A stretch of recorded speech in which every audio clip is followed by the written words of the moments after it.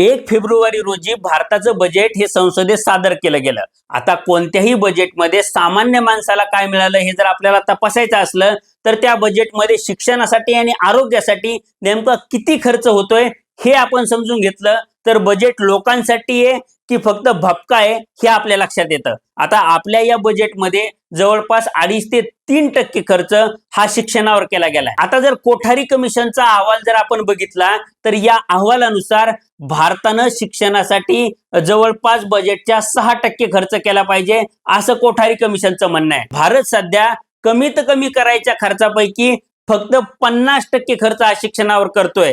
म्हणजे आपण शिक्षणावर अतिशय कमी खर्च करतोय किंवा शिक्षणाकडे सरकारचं लक्ष नाहीये हे आपण समजून घेतलं पाहिजे। आणि याचे परिणाम काय होत आहेत तर भारतामध्ये आतापर्यंत 90,000 शाळा या बंद पडल्यात हे त्याचे परिणाम आहे। म्हणजे आपलं शिक्षण किंवा आपली शिक्षण व्यवस्था ही किती खड्ड्यात गेली आणि आपल्या भविष्याच्या पिढ्यांच्यासाठी आपण किती तरतूद करतोय हे तुमच्या लक्षात आलं असेल।